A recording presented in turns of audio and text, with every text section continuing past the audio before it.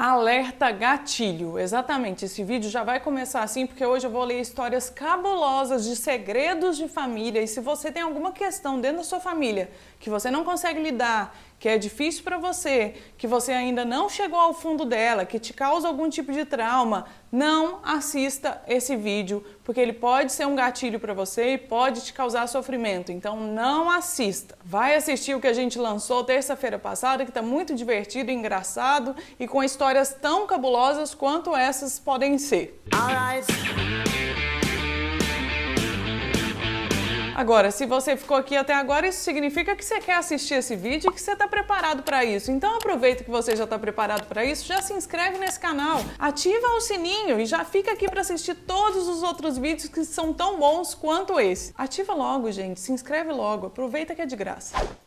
E vou falar pra vocês, tem histórias de todos os tipos aqui, tem muita história engraçada e tem muita história realmente cabulosa, bizarra e que você fica pensando, caraca, será que existe alguma coisa dessa na minha família e eu não tô ligada? Ah, lembra a história que vocês estão todos curiosos sobre a Beatriz que perdeu a memória e tudo mais? Eu vou falar mais pra vocês sobre a impressão que eu tive da Beatriz e da história da Beatriz, conversando com ela no final desse vídeo. Então, se você tá curioso pra saber o que aconteceu, fica aí até o final. Se você não sabe o que eu tô falando, tá aqui no card, vai lá assistir o vídeo e depois volta aqui pra assistir esse até o final. Mas antes da gente ler todas essas histórias, eu queria chamar a atenção de vocês para uma outra coisa que aconteceu nesse caso. Já é comum pra mim no meu dia a dia receber relato de abuso, assédio e estupro de todas as maneiras. Mas o que aconteceu dessa vez quando eu abri a caixa lá no meu Instagram, Acidez Feminina, pro pessoal mandar os seus segredos de família, foi uma coisa muito mais bizarra, porque em menos de 12 horas, com a caixa aberta, eu recebi 48, isso mesmo, eu contei, que eu achei absurdo, 48 relatos de pessoas que foram assediadas, abusadas ou até estupradas por algum membro da família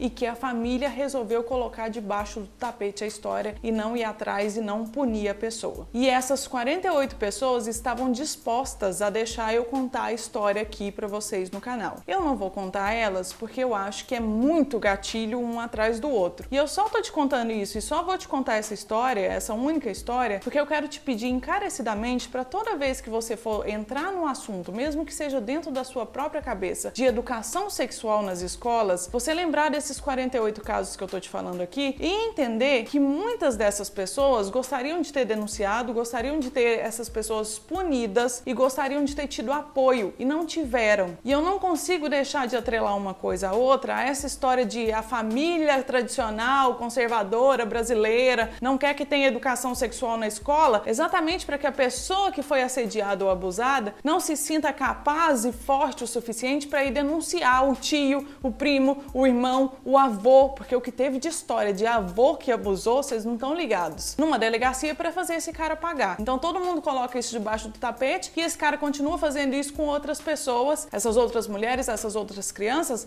às vezes elas nem sabem que isso é um abuso ou elas nem contam isso para a família, exatamente porque vai ser taxada como vagabunda, vai ser taxada como alguém que procurou. Então vamos respirar antes de colocar qualquer palavra para fora da boca da gente quando a gente for falar sobre educação sexual na escola e vamos lembrar desses 48 casos, pelo menos, porque eu vou falar para vocês, eu inclusive tirei a caixinha depois disso tudo para que eu pudesse conseguir falar com essas pessoas diretamente. Eu vi que o negócio ia chegar num nível que eu não ia conseguir nem trocar ideia de tanta história que estava chegando e de quão comum parece a coisa toda. E isso sendo dito, e eu sabendo o quanto vocês são pessoas que param para analisar as coisas e que param para se perguntar exatamente o que é que está acontecendo, acho que a gente pode continuar esse vídeo agora e se divertir um pouco ou ficar um pouco assustado com as outras coisas que estão descritas aqui. Meu sogro foi preso nos Estados Unidos e agora é dono de uma empresa no Brasil. Os sócios dele nem sonham. Imagina, velho, você ser sócio de um cara e esse cara ficar falando pra você que morou nos Estados Unidos e fez e aconteceu. E na real, esse cara foi preso nos Estados Unidos. A gente não sabe pelo quê. Mas já abala a confiança, né não? Tati, olha essa. Meu avô gostava de uma moça e queria casar com ela. O irmão dele convenceu que ele teria que se voluntariar para lutar durante a Segunda Guerra. E quando ele voltou da Itália, esse irmão que convenceu ele a ir para a guerra estava casado exatamente com essa tal moça que meu avô era apaixonado. Daí, meu avô acabou se casando com a minha avó e virou alcoólatra e morreu de cirrose. Olha só que novelão mexicano. Realmente, hein? Esse é puta novelão mexicano. Comecei a namorar meu ex quando eu tinha 13 anos e ele 23. Fomos morar juntos dias antes de eu completar 15 anos. Aos 16, me apaixonei por uma outra pessoa que eu só tinha um leve contato diário. Eis que um bom dia eu resolvi que queria terminar meu relacionamento e o cara que estava comigo, meu ex-namorado, não aceitava o término. Daí eu comecei a me aproximar mais do crush. Enfim, um dia peguei metrô com o crush do elevador. Que é o crush dela, que ela tinha citado o elevador aqui, eu simplesmente pulei. Um outro dia aconteceu a mesma coisa e eu aceitei a carona. Fim das contas, transamos no carro dele. Logo depois meu corpo mudou e eu acabei descobrindo que estava grávida. Enfim, mantive o meu relacionamento com esse ex, pois minha família dizia pra mim que às vezes eu estava simplesmente enjoada da cara desse meu marido por causa dos hormônios da gravidez. Quando nossa filha estava mais ou menos com 7 meses de idade, eu terminei o relacionamento, pois não suportava mais mentir um sentimento dormindo ao lado de outro homem enquanto sonhava com aquele primeiro. Minha filha hoje está com 10 anos e eu não tenho coragem de ir atrás da verdadeira paternidade do pai dela, porque eu sinceramente não sei se ela é filha do crush do elevador ou se ela é filha do meu ex-namorado. Atualmente sou casada com outro cara e a minha filha chama ele de pai, esse meu atual marido. O meu crush da época sabe dessa minha dúvida, mas também não tem interesse nenhum em querer fazer um exame de DNA para descobrir se é a filha dele ou não. E aí seguimos nessa. Mano, que doideira. Eu transei com a esposa do meu tio, que é irmão do meu pai. Caralho, você transou com a sua tia, mano. Com a sua tia. Você falou esposa do meu tio pra parecer menos pior, mas ela é sua tia. A mãe do meu avô encomendou o assassinato dele por dinheiro. Peraí, mas o normal não seria o contrário? Tipo, o seu avô encomendar o assassinato da mãe porque ela tem uma herança? Que loucura! Meu Deus, nem sentido faz. Peguei o carro da minha mãe e troquei os pneus novos do carro dela e coloquei no meu. Deus perdoa. Mano, se eu descubro isso, eu vou querer matar. Pneu é caro pra cacete, velho. Fora alinhamento, balanceamento e todas as coisas. Descobri que meu pai, que eu achei que fosse o meu pai a vida inteira, é pai só da minha irmã mais velha. Mas a minha mãe nega. Pô, eu queria saber mais, assim. Como que você descobriu? Como que a sua mãe nega? Como assim? Você tem certeza já? Tem muitos desses, gente, de pai e filho. Vocês vão ver. Descobri que minha irmã mais velha não é filha do meu pai. Meu pai não sabe. Caraca, aquela história de antes, só que agora o contrário. Velho! Seu pai... Nossa, como que você vive com um segredo desse, jantando em família todo dia? Que loucura! E a sua irmã sabe? Só seu pai que não sabe? Véi, que doideira! Meu meio-irmão planejou um assalto à casa dos meus pais e fez eles ficarem 2 horas como reféns. De quem que você é filho, cara? Você é irmão dos irmãos Cravinhos, da Suzane Richthofen?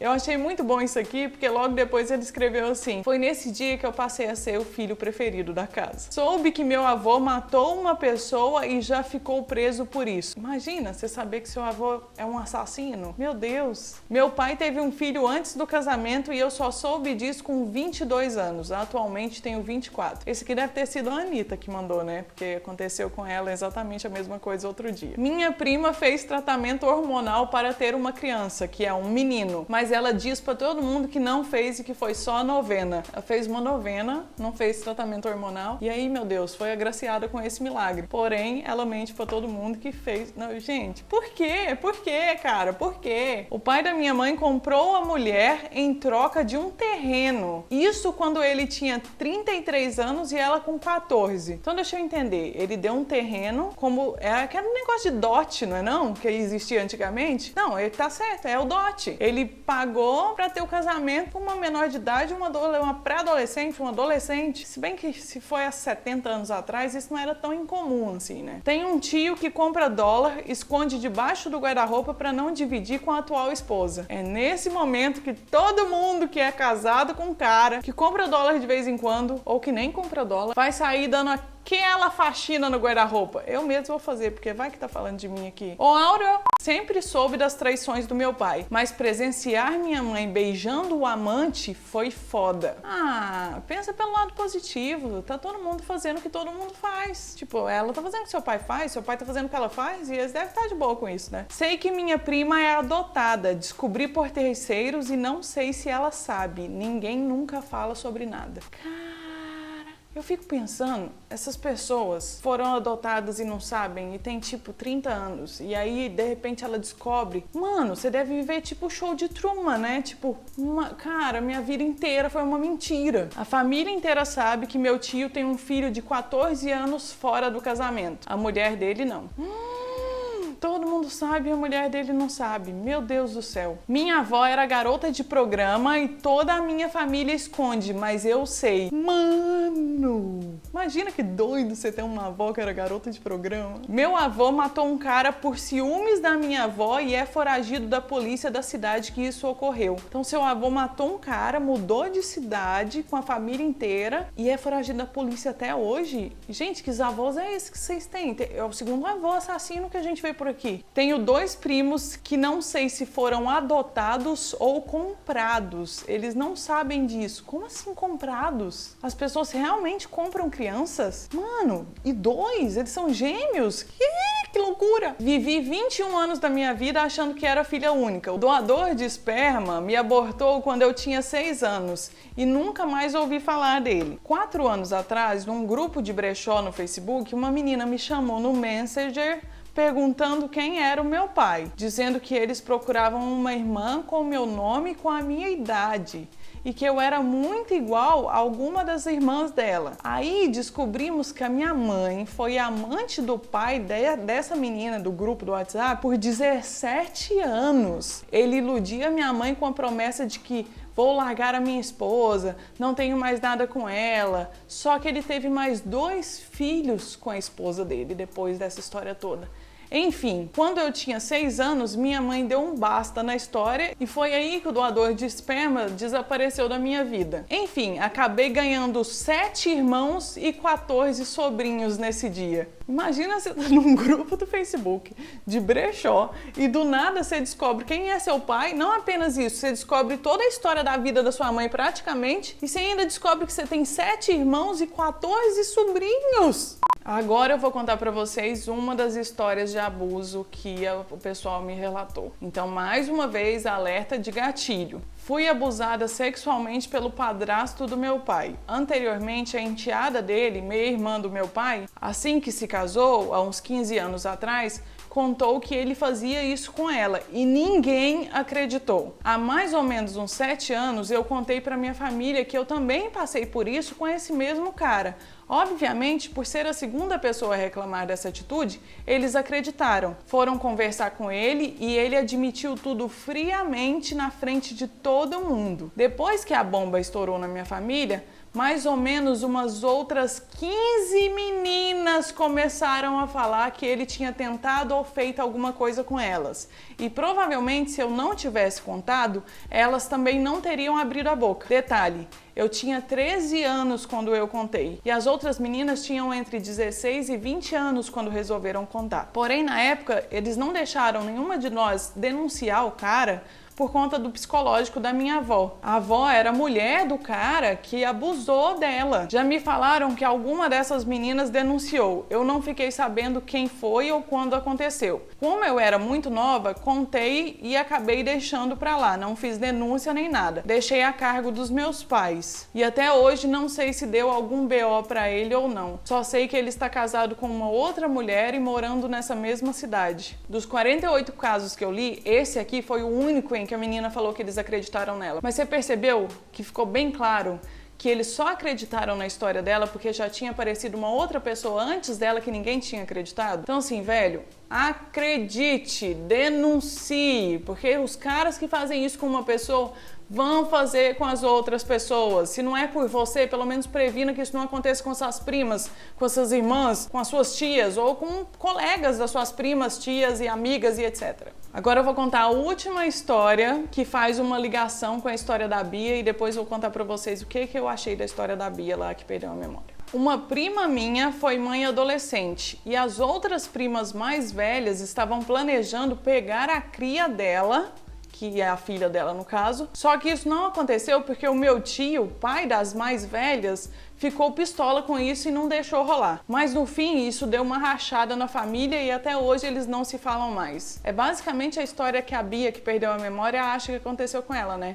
que alguém pegou o filho para criar e aí ela perdeu a memória por causa do trauma e tal. Bom, como eu tinha avisado para vocês no vídeo lá da semana passada, eu conversei bastante com a Bia e ela me contou mais detalhes e a gente trocou ideia e tal. Eu vi que muita gente falou, cara, manda ela procurar um hipnoterapeuta. Teve gente falando assim, Tati, você não é truta do Pyong? Agiliza aí pra ela fazer uma sessão com o Pyong e descobrir isso tudo. Vi muita gente criticando ela e falando, velho, se fosse eu já tinha jogado tudo na mesa e ido atrás de histórico escolar, feito e acontecido, e eu ia descobrir tudo que aconteceu em 3 segundos e tudo mais. Galera, respira fundo aí, vamos acalmar os nervos e tal, porque tem uma coisa muito importante que eu acho que vocês não estão levando em consideração aqui. São 3 anos de perda de memória. Muita gente suspeita que isso aconteceu por causa de abuso, por causa de não sei o que lá. Todas suspeitas, ninguém sabe o que aconteceu. Pode ter acontecido isso, pode não ter acontecido isso. Seja lá o que rolou, vamos manter na nossa mente o seguinte: se ela não procurou saber essa história até agora e não foi atrás de todos os detalhes dos jeitos que ela consegue ir atrás e ela tá simplesmente tentando questionar a família, é porque ela não tá pronta, velho. É um sinal claro de que ela não tá pronta para receber essas informações. Olha só o tamanho do trauma que foi para ela num ponto em que ela perdeu 3 anos da vida dela de memória, gente. E vocês ficam, eu teria ido atrás. Tem que ter mais empatia, galera. E beleza, isso aí é um modus operandi que às vezes vocês não se tocaram sobre vocês mesmos. Mas quando a gente não tá pronto para fazer alguma coisa, muitas vezes no nosso subconsciente a gente sabe o que a gente tem que fazer para ter algum tipo de resultado. Mas se você não tá pronto, você se auto-boicota. A menina não tá pronta, cara. Imagina o que é que rolou para essa menina perder a memória, como é que ela vai reviver isso do nada. E é por isso que naquele vídeo mesmo eu falei, olha, se você quiser mesmo saber disso, e foi a conversa que eu tive com ela pelo inbox, continue o tratamento com psiquiatra, continue o tratamento com psicólogo, porque essas pessoas que estão acompanhando ela todo santo dia, que são as pessoas que vão saber falar pra ela até onde ela tem que agilizar isso e até onde ela tem que largar isso pra lá, velho. Então vamos fazer um combinado aqui entre nós. Vamos começar a pensar a partir de hoje do porquê que as pessoas à nossa volta não realmente fazem aquilo que a gente às vezes fala para elas fazerem, que é o que vai resolver. Porque elas não estão prontas. E vamos tentar compreender isso aí. E a gente vai falar de outros assuntos pesados e outros segredos de família, mas a gente não necessariamente vai falar desse caso da Bia mais, beleza? Domingo tem vídeo novo, teve vídeo novo no Sparkle agora quarta-feira e as inscrições para o Parar Noias ainda estão abertas. Não sabe do que eu tô falando? Clica no primeiro link da descrição aqui e vai lá conhecer. Inclusive vai ser muito bom para você que fica aí, ela tinha que ter feito isso, tinha que ter feito aquilo. No Parar Noias a gente tem um método para você ter uma vida mais de boas e começar a entender mais o que se passa dentro da sua própria cabeça e dentro da cabeça de outras pessoas.